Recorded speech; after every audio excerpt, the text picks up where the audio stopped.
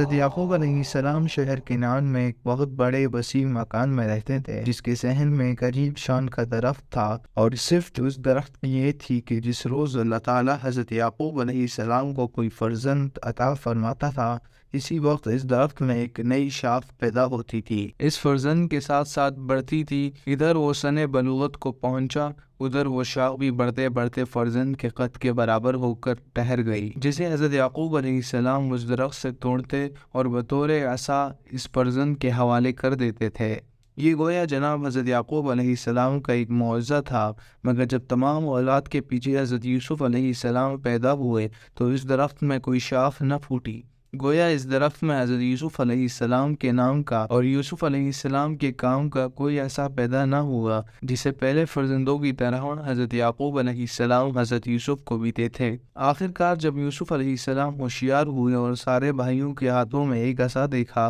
تو ایک روز شب کے وقت اپنے والد سے کہا کہ اے والد بزرگوار، یہ وقت نہایت مبارک معلوم ہوتا ہے، اس وقت آپ رب العالمین کی جناب میں دعا کریں کہ مجھے جنت کا ایک عصا عطا فرما دے کہ میں جوانی سے بڑھاپے تک اسے اپنے پاس رکھوں اور اس سے ہمیشہ کام لیتا رہوں۔ حضرت یعقوب علیہ السلام نے اسی وقت حضور رب العزت میں دعا کی۔ دعا ختم نہ ہونے پائی تھی کہ باپ اور بیٹا دونوں ملاحظہ فرماتے ہیں کہ حضرت جبرائیل علیہ السلام سامنے سے چلے آتے ہیں اور جنت کا ایک نہایت نفیس عصا ان کے ہاتھ میں ہے، آئے اور آ کر وہ عصا حضرت یوسف علیہ السلام کو دیا۔ یہ حال معلوم کر کے حضرت یوسف علیہ السلام کے بھائی اور بھی زیادہ مشتعل ہوئے اور اس تائید غیبی عصائے یوسفی سے ان کے سینے میں حسد کی آگ اور بھی زیادہ بھڑک اٹھی، مگر ابھی سوائے حسد اور عداوت کے کوئی انتقامی عملی صورت کسی کے پیش نظر نہیں ہے اور نہ باہم اس کے متعلق کوئی مشورہ ہے۔ اتفاق سے تھوڑے ہی دنوں بعد حضرت یوسف علیہ السلام نے ایک عجیب خواب دیکھا،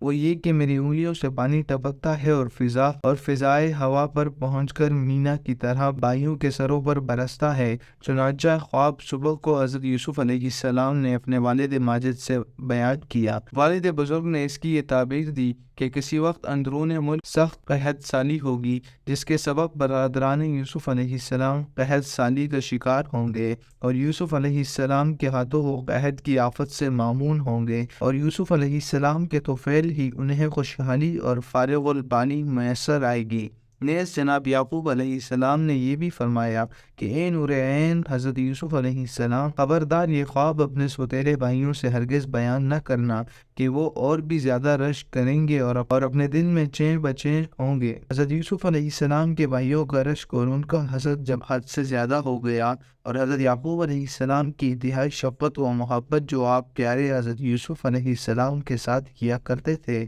دیکھ نہ سکی، اور افضال الہی جو رات دن حضرت یوسف علیہ السلام پر اپنا نزول فرما رہے تھے اس پر، تو ایک روز یہ سب ایک جگہ جمع ہوئے اور آپس میں مشورہ کرنے بیٹھے اور زبان حال وقال سے کہا، بھائیوں کیا کرنا چاہیے، ہم تو عاجز آ گئے۔ حضرت یوسف علیہ السلام کے خواب اور والد بزرگوار کے حد سے زیادہ حضرت یوسف علیہ السلام پر التفات اور پیار و محبت کی باتیں ہم سے نہیں دیکھی اور سنی جاتی، اور وائے ہے ہمارے حال پر کہ ہم ایسے قوی ہیکل اور شیزور اور عقیل و مدبر لیکن اس ناگوار مرض کا علاج نہیں کر سکتے اور اپنے اوپر سے یہ غم رفع نہیں کر سکتے۔ بڑے شرم کی بات ہے کہ ایک چھوٹا بچہ باپ کے اتنا منہ چھڑ جائے اور ہم تجربہ کار اور ہوشیار والد ماجد کی نظروں میں ہیج اور محمل ہو کر ان کے دل سے گر جائیں اور پھر ہم چین سے بھی بیٹھے رہیں۔ آخر جس درد سے ہماری راتوں کی نیند اور دن کا کھانا پینا تلخ ہو رہا ہے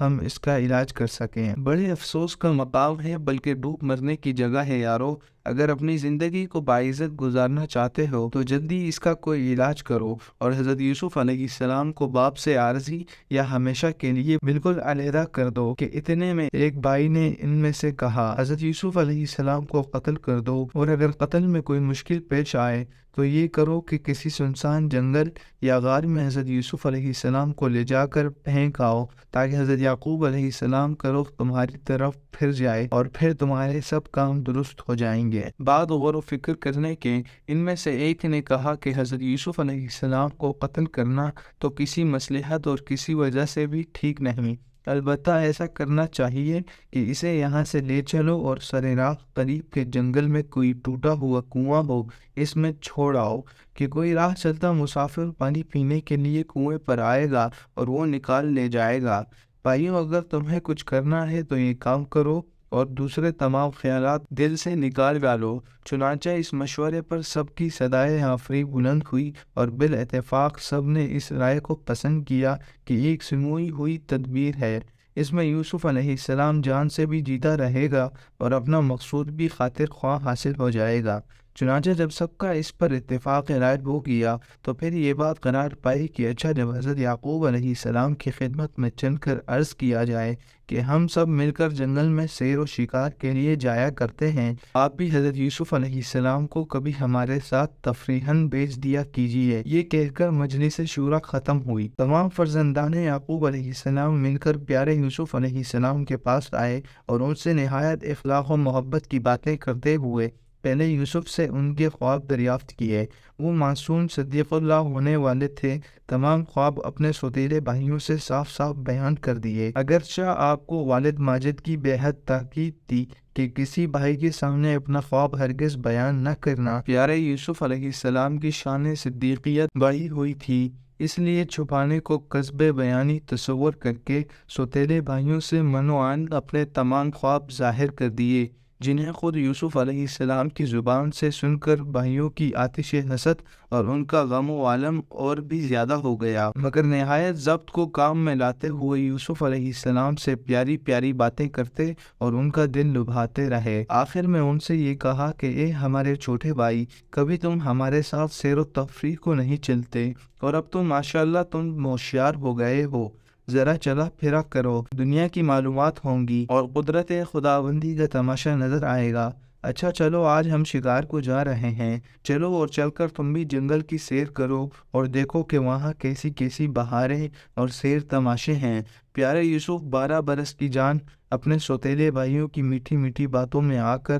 ان کے گرویدہ اور ان کے ساتھ چلنے کے لیے تیار ہو گئے، مگر بسبب کم سنی اور صدیق ہونے کے بھائیوں سے کہا کہ میں بغیر والد ماجد کی اجازت کے کہیں نہیں جا سکتا، تم ان سے کہو اگر وہ اجازت دے دیں تو میں ضرور تمہارے ساتھ چلوں گا۔ یہ سن کر سب کے سب خوش ہو گئے اور جلدی سے والد بزرگوار کی خدمت میں حاضر ہو کر نہایت لجاجت اور بصد خوشامد عرض کیا کہ اے والد بزرگوار، آج کل جنگل میں عجیب و غریب سیر و شکار ہیں اور شاید ہم بھی شکار کے لیے جائیں، اگر یوسف کو ہمارے ساتھ کر دیں تو یہ بھی کچھ سیر و تماشا دیکھ لے، بچہ ہے بھلے گا اور اس کا دل بھی خوش ہو جائے گا۔ حضرت یعقوب علیہ السلام نے حضرت یوسف علیہ السلام کو بھائیوں کے ساتھ بھیجنے سے اس لیے اور بھی زیادہ انکار کیا کہ اس سے کچھ دنوں پہلے آپ ایک خواب دیکھ چکے تھے کہ ایک شب آپ سو رہے تھے، یکایک آپ خواب میں کیا دیکھتے ہیں کہ زمین آنسو رو رہی ہے اور میرے حضرت یوسف علیہ السلام کو اپنے پاس بلا کر کہہ رہی ہے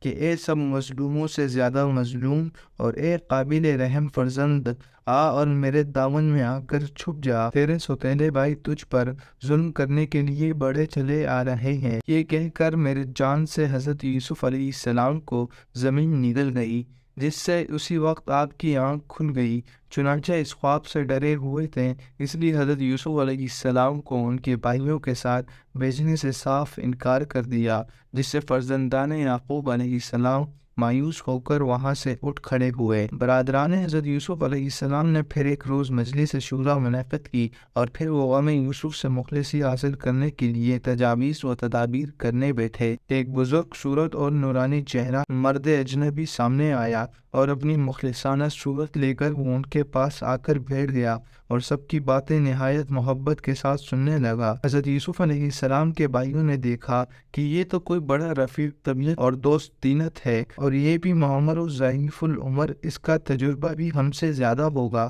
اور اس کی عقل بھی ہم سے بہت بڑی ہوئی معلوم ہوتی ہے، ضرور اس کے سامنے اپنے درد کی کہانی بیان کرنی چاہیے اور ضرور اس سے مشورہ لینا چاہیے کہ اتنے میں اس حسین صورت و امین سیرت نے خود ہی محبت و الفت بھرے لفظوں میں ان سے دریافت کیا کہ اے فرزندان اسرائیل، تمہاری نورانی چہرے مغموم اور متفکر نظر آتے ہیں، جس سے میرے دل میں درد پیدا ہوتا ہے اور مجھے پاکیزہ صورتوں پر رحم اور ترس آتا ہے۔ میں چاہتا ہوں کہ تمہارا شریک حال ہو کر تمہارا غم بٹاؤں اور نہایت خلوص کے ساتھ تمہاری مدد کروں۔ آپ تمام دوستوں سے گزارش ہے کہ ہمارا چینل کتابی سبسکرائب کر لیں تاکہ داستان یوسف کی آنے والی تمام مقصد سے آپ بر وقت باخبر رہ سکیں۔